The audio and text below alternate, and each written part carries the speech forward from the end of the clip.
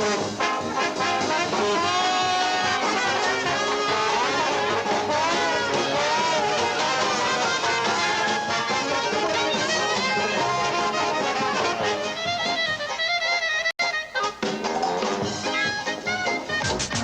Diane Sawyer. A report card on President Reagan's first 2 years in office and first baseman Willie Stargell in concert tomorrow on the CBS Morning News. This is CBS. Coming up on the Weekend Report, tonight's cold temperatures are sweet news to area citrus growers, and civil defense workers are ready for a dry run. News Source 34 is next. Hello, this is Jack Baker with news about this week's Fish Fry Special. And the second helping is free. Here's what the Lobster Shanty restaurant brings you for just $5.95. Fresh garden salad from our sumptuous salad bar. Fish fried to perfection with your second helping free. And a serving of hot, tasty French fries or baked potato. The Fish Fry Special. Lots of good eating for just $5.95. Luxury and affordability are the trademarks at the Pines of Fort Pierce. A beautiful two-story townhouse like this can be yours for only $57,900. With $2,900 down, your first-year payments can be as low as $453 a month. Located close to schools, shopping, and services, the Pines offers the Florida lifestyle you've dreamed of at a comfortable price. Only $2,900 down on a $57,900 unit with first-year payments as low as $453 a month. The terms and the time is just right for you at the Pines of Fort Pierce. Come on, everybody. Come on out to the fair. There's so much more to see this year with friends from everywhere. Taking time to say hello. The fair's the place to go. Everything about it is this much fun. South Florida is much fun. The fair is this much fun. South Florida fair is this much fun. WTVX, Fort Pierce, Stuart, Vero, and the Palm Beaches.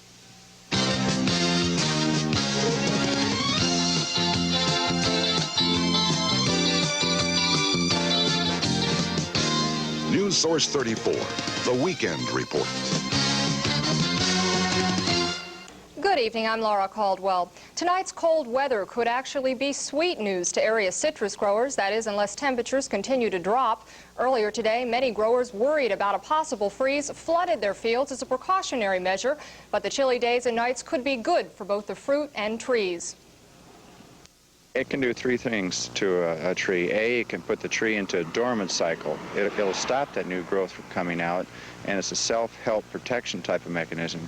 B, it'll color the fruit, and C, it'll actually flavor the fruit so the consumer will benefit by having a better piece of fruit to eat.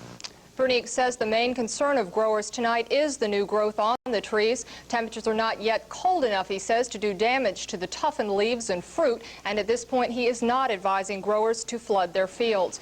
Our weatherman Tom Lang is with us tonight to tell us just how cold it is out there and also if the temperatures will continue to drop. Mighty chilly. Well, temperatures started to drop quite rapidly after sunset, Laura, and then it'll start to slow down a little bit. But it looks like it's going to be clear and cold in all zones tonight. Winds will be light and variable with long periods of calm, and that long period of calm is what's going to be the trick. Lowest temperatures be occurring before sunrise with durations of 32 degrees or lower. That'll be around 10 hours period in the extreme northern portion of Florida, up to 8 hours in the north central portion of the state, and up to 6 hours of 32 degrees or lower in our area, and up to 5 hours in the northern Everglades. Now, the durations of 30 or 28 degrees or lower in our area will be from about 2 to 4 hours. And what you have to remember is 28 degrees or lower. That's the magic number for about 4 hours or more. And you'll start to see some damage to the inside of the fruit. So what we'll do later on during the cast is let you know exactly how cold it's going to get and how cold it's been forecast to be. Okay, Tom, thank you. Well, freezing temperatures are not the only problem facing Florida citrus. TEMIC is back in the news tonight. This time, critics of the state committee looking at the pesticide say that citrus interests are being put ahead of the health of state residents. They say that the residents rely on the groundwater for drinking water, and the task force has done nothing to prevent possible contamination.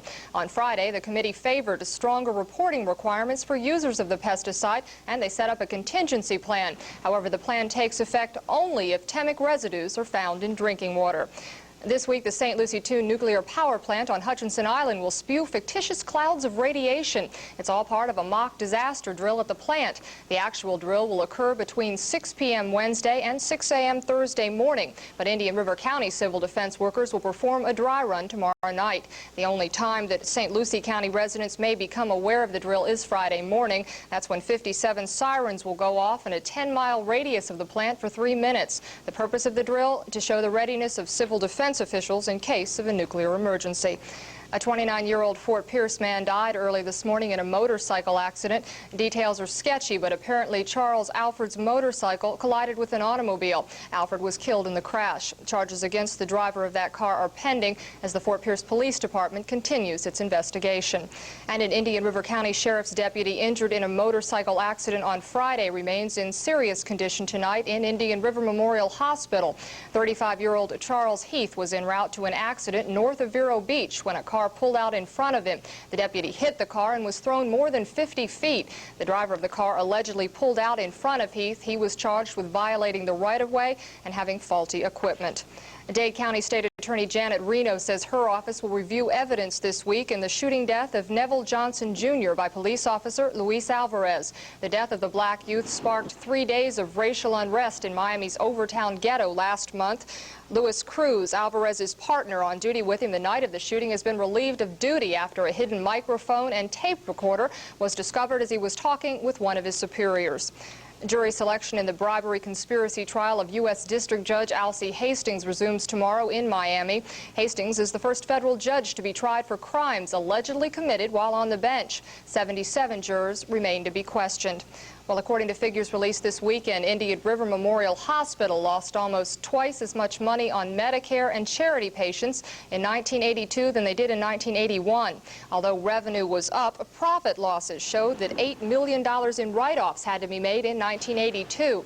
That meant that cash-paying patients had to pay $1.30 for every dollar's worth of services they received in order to make up the loss. Part of the problem is that Medicare sets its own rules on what it will pay for hospital services, and the hospital is prohibited by law from collecting the difference between what it normally charges and the lower rate set by Medicare. The end result, that the cost is passed on to the cash-paying patient. According to Finance Director Wes Tillis, this situation is no different from any other hospital that handles a large amount of Medicare. This Tuesday, the Florida Cabinet may consider whether state boaters should pay a one-time $50 registration fee for using non-commercial docks. Don Dudden of the Department of Natural Resources told Cabinet aides last week that the proposal would generate about $300,000 over the next 2 years. Non-income producing docks, such as private residential slips, have been exempt from state fees. The proposal, if approved, would affect an estimated 6,000 dock spaces. And coming up on the Weekend Report, Tom Lang will take a look at the boaters' forecast and tonight's low temperatures. Stay with us.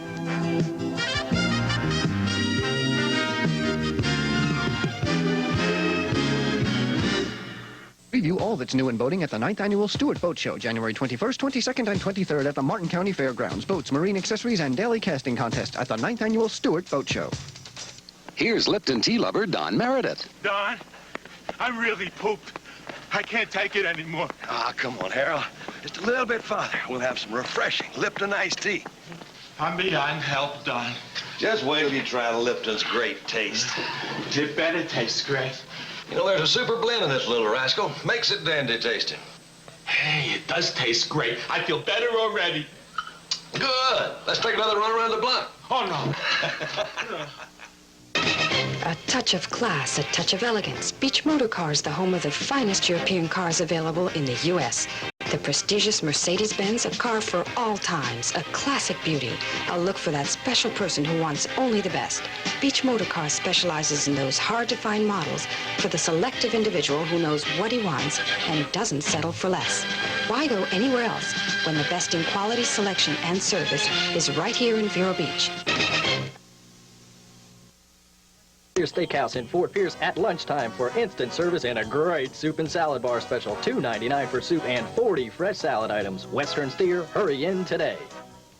Well, Tom Lang is with us tonight because of the freezing or near freezing temperatures outside. Right. How cold?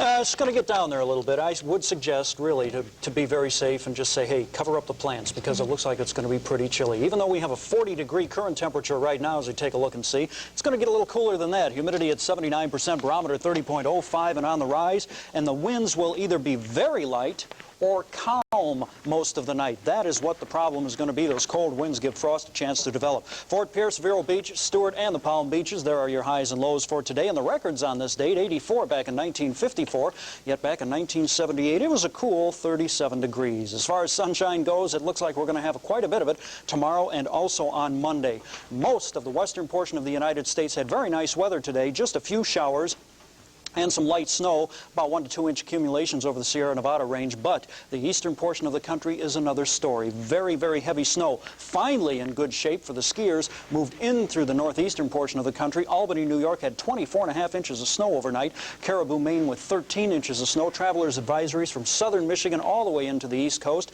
Gale warnings in effect for the New England seaboard, and travelers advisories because of icy roads extending down as far south as the northern portion of North Carolina. They're also getting a little bit of snow in that area, also receiving some gale warnings over the Great Lakes. For tomorrow for the nation, sunny skies throughout the southeast. It'll be partly cloudy throughout the central portion of the country. Some rain over southern Texas, and some rain and mixed with a little bit of snow over the western portion of the country. Now, for Florida, our weather is going to remain what we might say status quo. We're going to have nice days, but the cool, cool nights. Here's what's going to happen.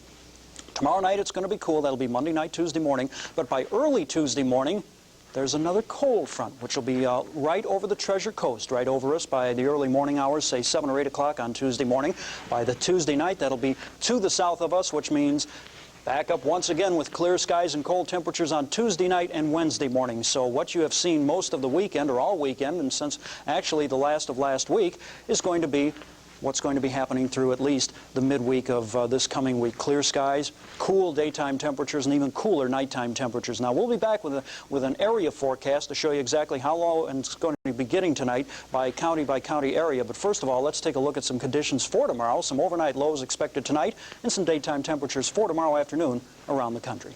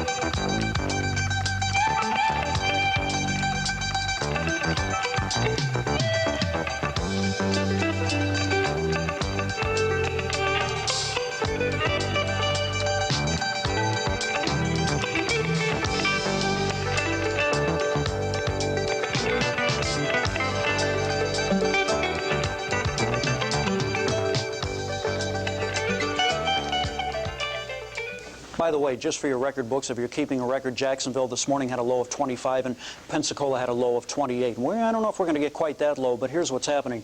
These temperatures, currents right along here, 40s and 40s in the Fort Pierce and Vero Beach area, down to 49 in West Palm Beach. But these right here, 27 to 31 degrees, that's the expected average low tonight. That'll cover Brevard, Indian River, and Okeechobee counties. In the colder areas, 24 to 26 degrees. Now for St. Lucie, Martin, and Palm Beach area, 29 to 33 tonight. The colder areas, 25 to 28. As you can see, clear skies, which means it didn't get that warm in our area today, and that surface temperature just has nowhere to go but out of sight. Straight on up, no cloud cover to keep it down and keep our temperatures at night a little bit warmer. So we're going to get pretty cool tonight. As far as the boaters are concerned, Jupiter Inlet north, it'll be mostly fair. You can expect winds north around 10 knots, seas 2 to 4 feet tomorrow. Partly cloudy, and north winds around 10 knots for Jupiter Inlet south, seas 4 to 6 feet tomorrow. And tonight, fair and cold. Lows of 33 to 36. That's just the average for the area.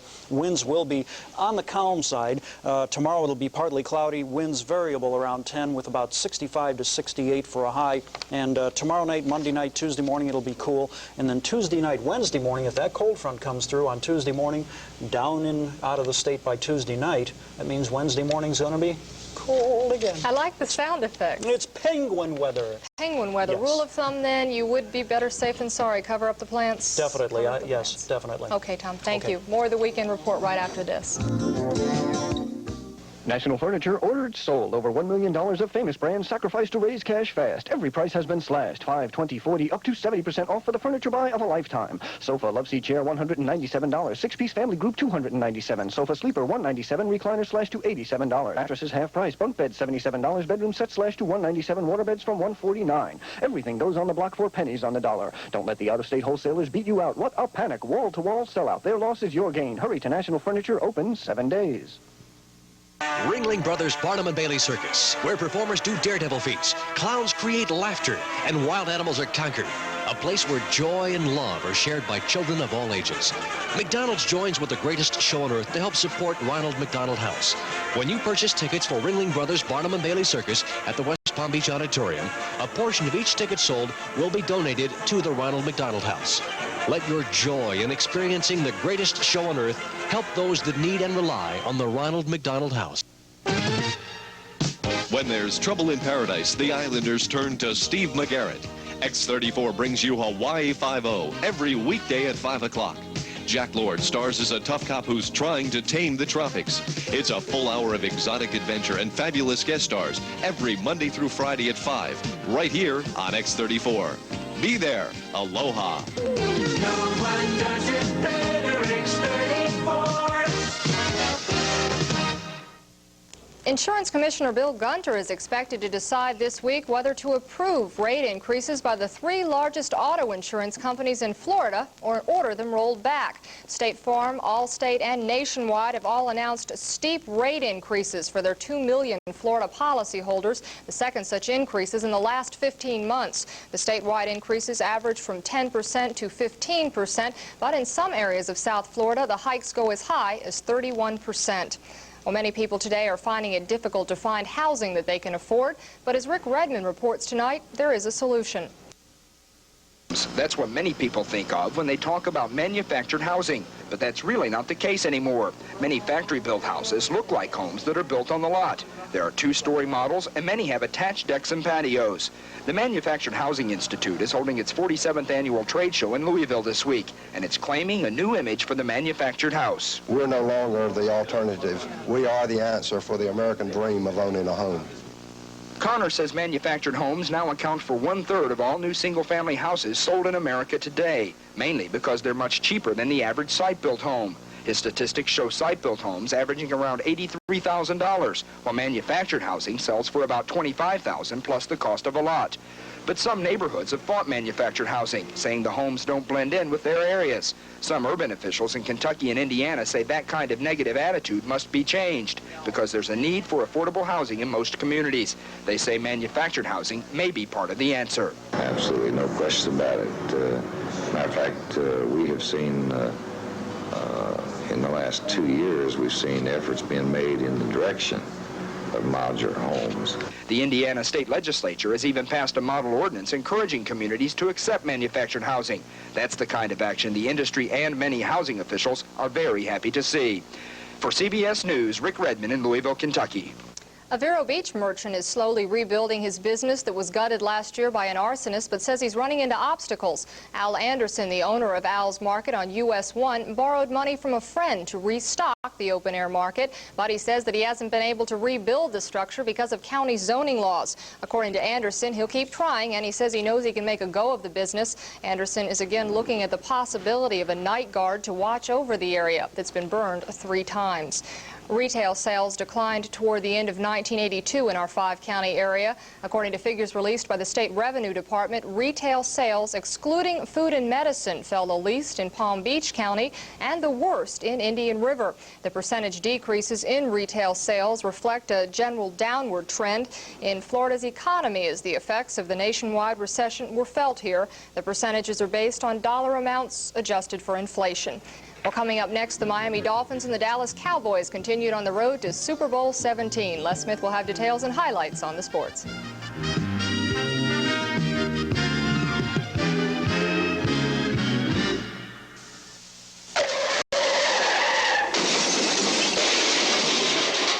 Folks, when I first did that ad, I had no idea that you would respond so tremendously. Auto Insurance World has saved so much money, and we're expanding again. In Vero, dial 569-SAVE. Folks, I just can't say those phone numbers anymore. You're going to have to help me. You need to call the Auto Insurance World office nearest you. I want to save. Save. I mean save you money. Whoops, I almost forgot the new offices. In Deerfield, dial 368-SAVE. In Margate, dial 971-SAVE. Steve Moore Chevrolet takes charge again with savings from $800 up to $2,500 based on GMAC's new finance rate. Now you can take advantage of immediate savings and immediate delivery from Steve Moore's large inventory. Get the #1 deal from the #1 dealer and save from $800 to $2,500 on any new Chevy car or truck at Steve Moore Chevrolet. How does Steve Moore sell his Chevy so Dad blame low? Steve Moore Chevrolet, 16th and North Dixie, Lake Worth. Well, we had lots and lots and lots of football today. Yeah, lots of it, and lots of good quality football, especially if you watch the Dallas-Green Bay game. That was a humdinger there. But yeah. We want to talk about the Dolphins. Lots of smiles there. Lots of smiles there, and lots of frowns if you're a San Diego Charger fan. The pilot has seen it happen before. Last year, Air Coryell developed ice on its wings and crash-landed in frigid Cincinnati. Well, today, the San Diego Chargers were hijacked in Miami by some defensive-minded terrorists. Steve Yavner was in the Orange Bowl, and he filed this report. The Dolphin defense got right to Dan Fouts. The Chargers' first series ended when Don McNeil tipped that Fouts pass away from Charlie Joyner. Gerald Small picked it up and goes to the San Diego 12-yard line. A few plays later, it's Woodley rolling out to the veteran Nat Moore, and Miami is out in front 7-0. Then Andra Franklin took a 3-yard plunge, and it was ruled a touchdown. Then, after just 3 minutes after San Diego fumbled, it was Woodley to tight end Ronnie Lee, and Miami had a 21-0 lead, and the fans were shouting, "We want the Jets." Uwe von Schamann kicked the field goal. Then, with 5 minutes left in the half, the Chargers finally got on the board. Fouts hit Charlie Joyner, a 28-yard play. Surprisingly, Joyner's first touchdown catch this season. After another Dolphin field goal, it's Fouts to Wes Chandler. Watch Chandler's concentration as he stays in bounds. That sets up this Chuck Muncie plunge, and the Dolphins led 27-13 at the half. And as Don Shula and the Dolphins left the field, the Vero Beach High School marching band came on.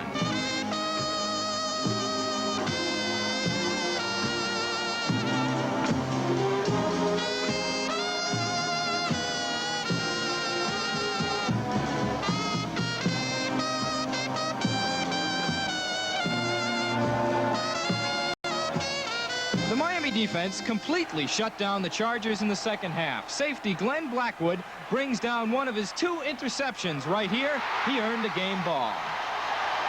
We had to get the pass rush, and we had to get jams on the receivers. And we weren't talking about trying to, knock their heads off. We're talking about trying to hold them up and not let them get off the line real quick. And we were going to play good, aggressive football, and I think everybody did today. That Blackwood interception led to Miami's final touchdown, a Woodley keeper from the 7. The final score, Miami 34, San Diego 13. So this game was being billed as Super Game 2. It didn't turn out to be anything like that. The Dolphins' offense was spectacular. The defense great, as it has been all year, holding San Diego to just 13 points. And now the Jets will come to the Orange Bowl next weekend for the AFC Championship game. In Miami, Steve Yavner, News Source 34. Should be a goodie, too. Miami today, just outstanding defense. There was 3 sacks on Fouts, 5 interceptions, 7 San Diego turnovers in all, and Miami was just outstanding. They look like they are definitely ready to take on the Jets next Saturday in the Orange Bowl. This was a good one. Dallas and Green Bay, 37-26. Let them roll. Big plays today determine the outcome in Irving, Texas. First play of fourth quarter. That's Dallas ahead 23-13, but James Lofton on the end around. And Lofton doesn't stop until 72 yards later. Green Bay back at it at 23-19. But on this day, Danny White was Mr. Cool. At the Green Bay 70, unleashes a pass that tight end Doug Cosby only has to turn around to catch. Cosby's reception caps an 8-play, 80-yard drive. The Cowboys put the pressure on Bart Starr and company by pressing the advantage to 30-19. But White did stub his toe. His pass to Timmy Newsome from deep in his own territory really got him in trouble. Newsome actually tips the ball right into the hands of the Packers' Mark Lee. And Lee sees that AstroTurf before him and takes off, returning the pilfered pigskin for 22 yards and a TD. The game just seemed to turn on all kinds of big plays. 30-26 at that moment, Dallas. But from their own 49-yard line, this proved to be the straw, right? Taking a lateral from White, receiver Drew Pearson turns, quarterback flips it 49 yards to Tony Hill. It got there. Hill making a 180 spin to pull that pass down over a beaten Mike McCoy. Hill's reception capped a day, 7 catches, 142 yards. That set up an easy plunge for Robert Newhouse. The Cowboys took a commanding 37-26 lead, and Cowboy fans look forward to seeing their team in their 10th NFC title game in the last 13 years. The Packers desperately fought back, though, but from the Dallas 11, Lynn Dickey's flip over the middle is picked off by Dennis Thurman. Thurman's 3 interceptions, including one for a 39-yard touchdown, helped lift the Cowboys to a championship showdown, and that'll come next Saturday at 12:30 against the high-flying Washington Redskins next Saturday at RFK. Let's take a look at the NBA scoreboard tonight.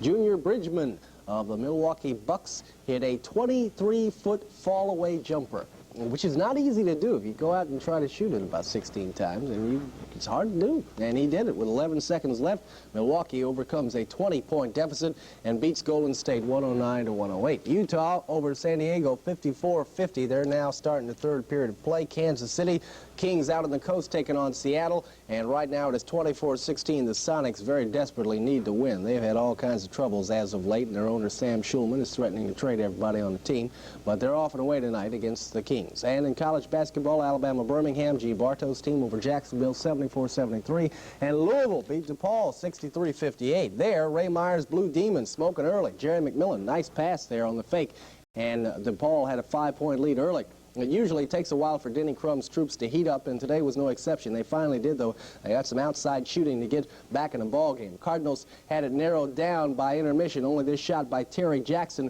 was the margin by the half. DePaul was up by 1 at that point, but Louisville's Scooter McRae scored the bucket from the second half, and it was all downhill from then on for DePaul. Then the lead went to 9, and then DePaul rallied a little bit. That's Holmes with a bucket, but the big tip in was this one. This was a dunk by Charles Jones. He dunks a stuff, and that ain't easy to do. DePaul, a loser to Louisville. Final score, Louisville going on to a 63-58 win. NHL scores for you tonight. New Jersey over Los Angeles 5-3. The Flyers blanking the New York Rangers 4-0. Chicago now a final 4-2 over Detroit. Winnipeg and Vancouver, no score there.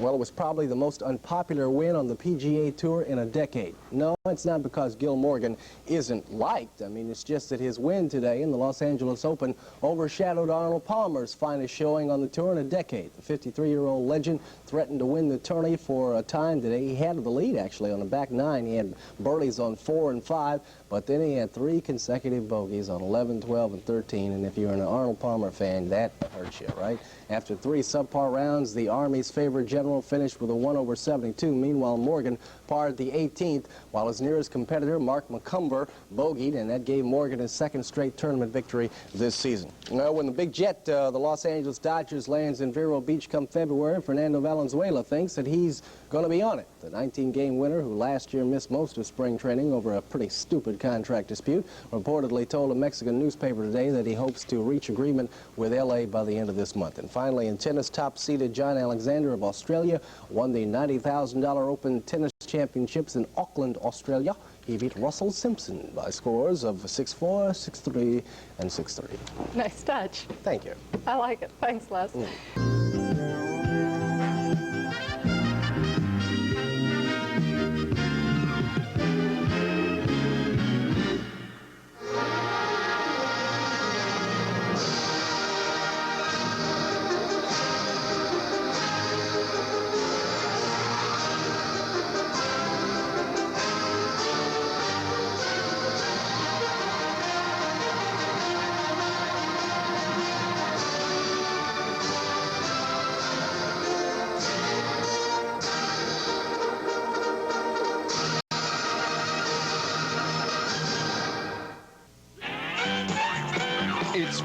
Family Feud. They'll start out shaking hands, but they'll end up fighting to the finish for a purse of $10,000. Watch Richard Dawson referee TV's biggest bout between the families. Family Feud is the action-packed game show that's winning with families everywhere. So don't miss the fun-filled fights. Family Feud is a knockout. Share the fun weekdays at 7:30 on X34. Today was the final day of the 32nd annual Vero Beach Winter Art Show. The show, which was held on the grounds of the Riverside Theater in Vero Beach, had a record turnout this year. According to organizers, nearly 10,000 people attended the art show and enjoyed the work of almost 200 artists and craftsmen who came from all over the country. Exhibits included wood carvings, wind chimes, porcelain flutes, paintings, and even a mug with a mug on it to fit any mood you happen to be in. And that's our late report. For Les Smith, Tom Lang, and the entire News Source 34 team, thank you for joining us tonight, and may the week ahead be a good one for you. Good night.